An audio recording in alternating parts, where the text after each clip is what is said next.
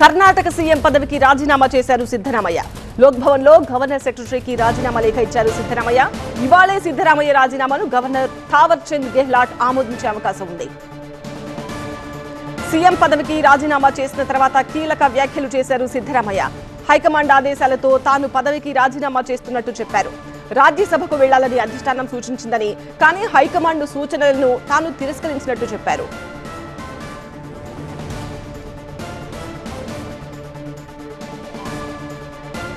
రాజకీయాల నుంచి తప్పుకునే ప్రసక్తే లేదని, ఎమ్మెల్యేగా కొనసాగుతానని అన్నారు సిద్ధరామయ్య. జాతీయ రాజకీయాలపై ఆసక్తి లేదన్నారు. తన స్థానంలో డీకే శివకుమార్ సీఎంగా పగ్గాలు చేపడతారని అన్నారు. ಈಗ ಹೈಕಮಾಂಡ್ ಅವರು ನನಗೆ ರಾಜ್ಯಸಭಾಕ್ಕೆ ಹೋಗಿ ಅಂತ ಹೇಳಿದ್ರು.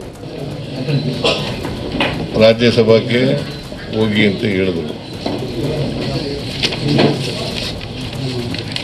ನಾನು ಬಹಳ ವಿನಮ್ರವಾಗಿ ಆಗಲ್ಲ ಅಂತ ಹೇಳಿದೆ. ನಾನು ರಾಷ್ಟ್ರ ರಾಜಕಾರಣದಲ್ಲಿ ನನಗೆ ಆಸಕ್ತಿ ಇಲ್ಲ, ರಾಜ್ಯ ರಾಜಕಾರಣದಲ್ಲೇ ಇರ್ತೀನಿ ಅಂತ ಹೇಳಿದ್ದೀನಿ. ನನಗೆ ಇನ್ನು ಜನ ಆಯ್ಕೆ ಮಾಡಿರೋದು ನನಗೆ 5 ವರ್ಷಕ್ಕೆ ಇನ್ನೂ 2 ವರ್ಷ ಇದೆ. ಅಲ್ಲಿವರೆಗೆ ಕರ್ನಾಟಕದ ಜನಗಳ ಪರವಾಗಿ ಮತ್ತು ನಮ್ಮ ಕ್ಷೇತ್ರದ ಜನಗಳ ಪರವಾಗಿ ನಾನು ಈಗಾಗಲೇ ಹೇಳಿದ್ದೀನಿ, I will continue in active politics. ನಾನು ಕೋಮು ಶಕ್ತಿಗಳ ವಿರುದ್ಧ ಹೋರಾಟ ಮಾಡ್ತೀನಿ ಅಂತ ಹೇಳಿದ್ದೀನಿ. ರಾಜಕೀಯ ಪಾತ್ರ ಅಂದ್ರೆ కాబోయే సీఎం డీకే శివకుమార్ ఇంటి దగ్గర భద్రత పెంచారు. శివకుమార్ ఇంటికి క్యూ కడుతున్నాయి కాంగ్రెస్ శ్రేణులు. డీకేను కలుసుకుని అభినందనలు తెలిపే పనిలో కాంగ్రెస్ నేతలు ఉన్నారు. బెంగళూరులో పలుచోట్ల డీకే శివకుమార్ పోస్టర్లు, ఫ్లెక్సీలు వెలిశాయి. ప్రస్తుతం ఉన్న 35 మంది మంత్రుల్లో 25 మందిని తొలగించే అవకాశం ఉంది. డీకే కేబినెట్ లో ఓబీసీలు, యూత్, మైనార్టీలకు పెద్దపీట వేసే అవకాశం ఉంది. ఇద్దరికి డిప్యూటీ సీఎం పదవులు దక్కుతాయని ప్రచారం జరుగుతోంది. జూన్ 1న సీఎంగా డీకే ప్రమాణం చేసే అవకాశం ఉంది. కర్ణాటక అప్డేట్స్ మా ప్రతినిధి గోపీకృష్ణతో లైవ్ లో మాట్లాడి తెలుసుకుందాం. గోపీకృష్ణ, సిద్ధరామయ్య అయితే రిజైన్ చేసేశారు సీఎం పదవికి. గవర్నర్ ఎప్పుడు ఆమోదించే అవకాశం ఉంది? అలాగే డీకే జూన్ 1న సీఎంగా ప్రమాణం చేస్తారో అని తెలుస్తోంది. ప్రొసీజర్స్ ఏంటి?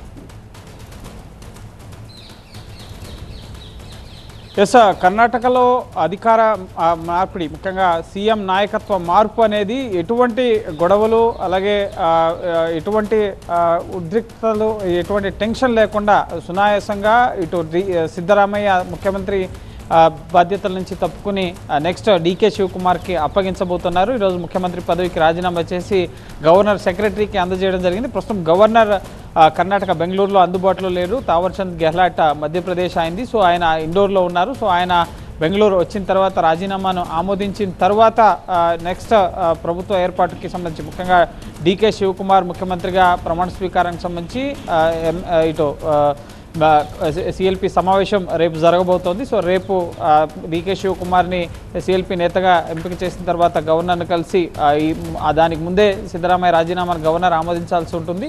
నెక్స్ట్ ముఖ్యంగా క్యాబినెట్ కూర్పు, వీటన్నిటికి సంబంధించిన కసరత్తు జరగబోతోంది. సో సిద్ధరామయ్య అధిష్టానం నిర్ణయాన్ని శిరసా వహించాను, అధిష్టానం నిర్ణయం మేరకే రాజీనామా చేశాను అని చెప్పి కర్ణాటక రాజకీయాల్లోనే తాను క్రియాశీలకంగా ఉంటాను, రాజ్యసభ ఆఫర్ ఇచ్చారు కానీ నేను తిరస్కరించాను, నేను కర్ణాటకకే సేవ చేస్తాను అన్న విషయాన్ని ఆయన స్పష్టం చేశారు. ఈరోజు సాయంత్రం ఆయన ఢిల్లీ రాబోతున్నారు. మళ్ళీ సోనియా గాంధీ, రాహుల్ గాంధీ, ఖర్గేని కలవబోతున్నారు. క్యాబినెట్ కూర్పుకు సంబంధించి, అలాగే ముఖ్యంగా రాష్ట్ర రాజకీయాలకు సంబంధించి, పిసిసి కార్యవర్గానికి సంబంధించి ఆయన అధిష్టానంతో మరోసారి చర్చించబోతున్నారు.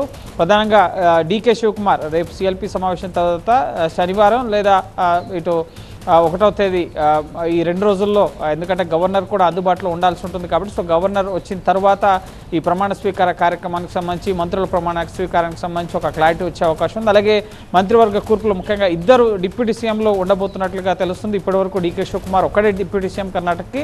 సో ఇప్పుడు ఆయన సీఎం కాబోతున్నారు కాబట్టి ఇంతకుముందు ప్రెస్ మీట్లో తదుపరి సీఎం ఎవరు అన్నదానికి డీకేనే సీఎంగా ఉంటారన్న విషయాన్ని కూడా సిద్ధరామయ్య స్పష్టం చేసేశారు. సో డిప్యూటీ సీఎంగా ఇటు ఓబీసీ సామాజిక వర్గం నుంచి, అలాగే ఇటు లింగాయత్ సామాజిక వర్గం నుంచి, అలాగే ఎస్సీ సామాజిక వర్గం నుంచి ముఖ్యంగా ప్రియాంక్ ఖర్గే, మల్లికార్జున్ ఖర్గే కుమారుడు పేరు డిప్యూటీ సీఎంగా వినిపిస్తుంది. అలాగే ఎంబీ పాటిల్, ఆయన లింగాయత్ కమ్యూనిటీకి సంబంధించిన వ్యక్తి. సో ఆయన పేరు వినిపిస్తుంది. అలాగే జి పరమేశ్వర ప్రస్తుతం హోంమంత్రిగా ఉన్నారు. సో క్యాబినెట్లో కూడా అన్ని సామాజిక వర్గాలకి ప్రాతినిధ్యం ఉండే విధంగానే అలాగే సిద్ధరామయ్య తాను సూచించిన వ్యక్తులకు కూడా ప్రాధాన్యత ఇవ్వాలని చెప్పి కోరే అవకాశం ఉంది. సో ఆయన ఈరోజు సాయంత్రం ఢిల్లీ వస్తున్నారు కాబట్టి క్యాబినెట్ కూర్పుకు సంబంధించి అలాగే పీసీసీ కార్యవర్గం పీసీసీ చీఫ్ సతీష్ జాక్రిహోలీ పేరు వినిపిస్తోంది. సో పూర్తిగా ఇప్పుడు సీఎం పగ్గాలు డీకే శివకుమార్కి వచ్చాయి కాబట్టి సో నెక్స్ట్ పార్టీలోనూ ప్రభుత్వంలోనూ కీలక పదవులన్నింటిలో కూడా కాంగ్రెస్ అధిష్టానం పూర్తి స్థాయిలో ప్రక్షాళన చేసి కొత్త వారిని నియమించే అవకాశం కనిపిస్తుంది. సో రానున్న 2-3 రోజుల్లో కర్ణాటక కాంగ్రెస్లో చాలా కీలక పరిణామాలు చోటు చేసుకోబోతున్నాయి. రైట్ గోపీకృష్ణ.